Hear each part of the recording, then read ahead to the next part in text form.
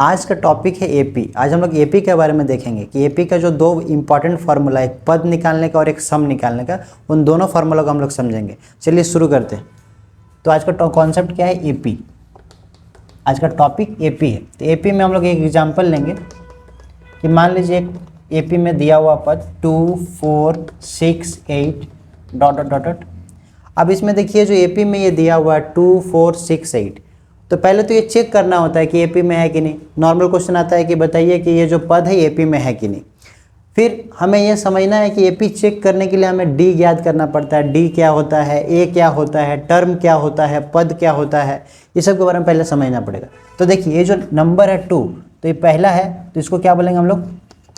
प्रथम पद। क्या बोलेंगे इसको? प्रथम पद।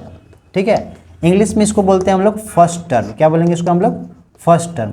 और इसको हम लोग शो करते हैं ए से। ठीक है, किसी किसी बुक में इसको हम लोग T1 से भी शो करते हैं, T फॉर टर्म। ठीक है, इस तरह से ये क्या हो जाएगा हम लोग का दूसरा पद A2, ये क्या हो जाएगा हमारा A3, ये क्या हो जाएगा हमारा A4। इसी तरह से ये क्या होगा, आगे कंटिन्यू होगा। आगे कंटिन्यू होगा कहाँ तक? AN। तो N क्या हो जाएगा?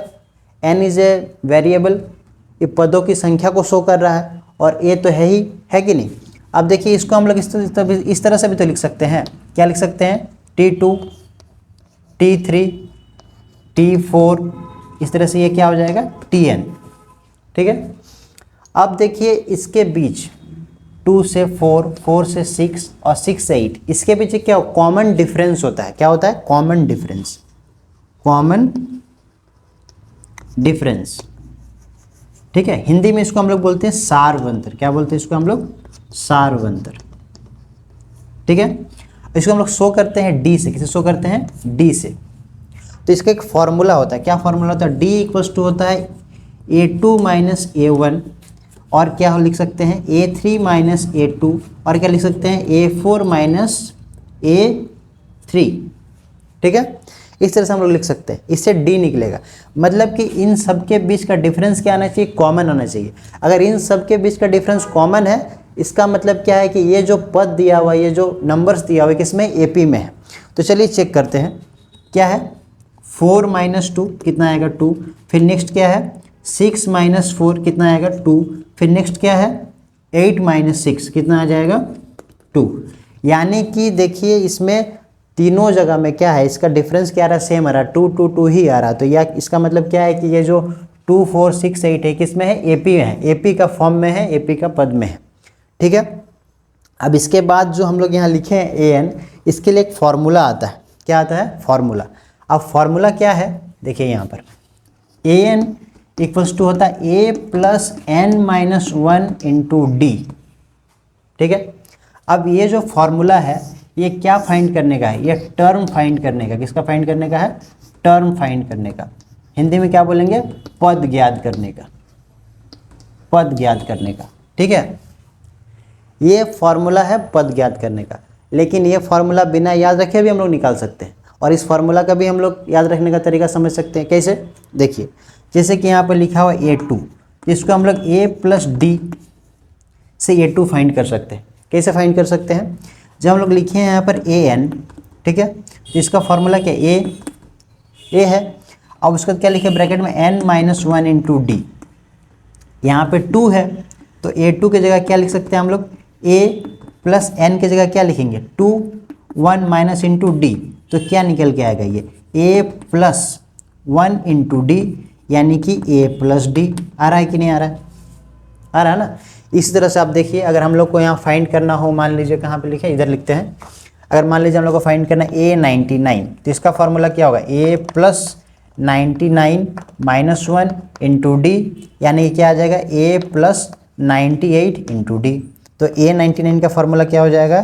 A plus 98D।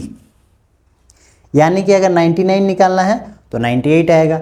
इसी तरह से आप और देख सकते हैं, लीजिए A10, तो क्या हो जाएगा formula? A plus 10 minus 1 into D, तो क्या आ जाएगा? A plus 9D। ठीक है, यही आपका फॉर्मूला हो जाएगा। तो AN का जो formula A plus N minus D, उसी से हम लोग ये निकाल रहे हैं। तो फॉर्मूला हम लोग को याद रखने की जरूरत नहीं है। जो भी टर्म फाइंड करना उससे एक कम लगा के D से मल्टीप्लाई करके A को प्लस कर देना है, आंसर आ जाएगा, पद निकल जाएगा। अब ये हुआ पद निकालना। इसमें एक फॉर्मूला और होता है, सम निकालना। क्या निकालना? योग। 2 4 8 6 8 जो दिया हुआ है, इसको जब आगे कंटिन्यू करेंगे तो दिया रहेगा कि इसका सम ज्ञात कीजिए, जोड़ के कितना आएगा ये पता लगाइए। तो उसके लिए एक फार्मूला आता है एसएन का। किसका फार्मूला आता है? एसएन का। चलिए इसको मिटा देते हैं। अब देखिए एसएन का जो फार्मूला होता है सम फाइंड करने का, उसका फार्मूला क्या होता है? SN equals to n/2 bracket में क्या होगा? 2a plus n-1 into D. ये आपका एसएन का फार्मूला है, ठीक है। अब देखिए यहाँ से आप कि a प्लस n-d क्या है? ये तो an ही है ना, है कि नहीं? तो इस फार्मूला को हम लोग इस तरह से भी लिख सकते हैं, SN equal to n/2 bracket में a plus l। l is the, l क्या है? l है अंतिम पद। क्या है? अंतिम पद, लास्ट टर्म। क्या है ये? लास्ट टर्म, ठीक है। लास्ट टर्म, ठीक है, लास्ट टर्म में। तो एसएन का ये दो फार्मूला हम लोग यूज करके बना सकते हैं। यानी कि अगर मेरे पास लास्ट टर्म नहीं दिया हुआ तो हम लोग ये लगाएंगे, और अगर हम अंतिम पद लास्ट टर्म दिया हुआ तो डायरेक्ट हम लोग क्या लिखेंगे? n/2 a प्लस l लगा के निकाल लेंगे। इसमें निकलता क्या एक्चुअली में? एक्चुअली में जैसे मान लीजिए कि हमको निकालना होता है, यहाँ पर क्या बोलते हैं, सम ऑफ 10 टर्म, ठीक है। 10 टर्म का हमको सम फाइंड करना होता, तो हम लोग ये फार्मूला लगाते तो क्या होता है? फार्मूला लगाने से इस तरह सम निकलता है। एग्जाम्पल ले लेते हैं, मान लीजिए कि 10th टर्म का क्या निकालना है? हमें सम निकालना है। तो हम लोग यहाँ लिखेंगे, क्या लिखेंगे? एसएन की जगह S10 लिखेंगे, तो n की जगह n/2 ब्रैकेट में क्या जगह 2 इंटू ए, इसमें कितना है? 2 है, और प्लस में क्या हो जाएगा? n 10-1 इंटू डी कितना आया? 2 आया। इसको सॉल्व करेंगे, कितना आएगा? 5, इधर कितना हो जाएगा आपका? 4, इधर कितना हो जाएगा आपका? 9 इंटू 2, ठीक है। चलिए इसको थोड़ा रब कर देते हैं। कितना आ जाएगा इधर? 5, इधर कितना हो जाएगा? 4 प्लस 9 इंटू 2 18, कितना हो जाएगा? 5, इधर कितना हो जाएगा? मल्टीप्लाई करेंगे तो ऐड करने से इधर हो जाएगा आपका 22, और 22 को 5 से मल्टीप्लाई करेंगे कितना आ जाएगा आपका? मल्टीप्लाई करने से कितना आएगा? 2 2 जा 2 4 2 5 जा 10, 1 कैरी करेंगे, 2 5 जा 10, और कितना 1 1 10, 110। इसका आंसर कितना आ जाएगा? 110। इस तरह से हम लोग एसएन का फार्मूला में आंसर फाइंड करते हैं। तो इसका जो 10th टर्म तक लिखेंगे, इसको आगे बढ़ाते हैं, उसको ऐड करेंगे तो कितना आएगा हम लोग को? 110 आएगा। तो चलिए आपको क्लियर हो गया होगा कि एएन और एसएन का फार्मूला है। इन दोनों फार्मूला से आप पूरा एपी का चैप्टर को बना सकते हैं। आपको पूरा एपी में यही दो फार्मूला लगता है, ठीक है। चलिए नेक्स्ट वीडियो में मिलेंगे आपसे।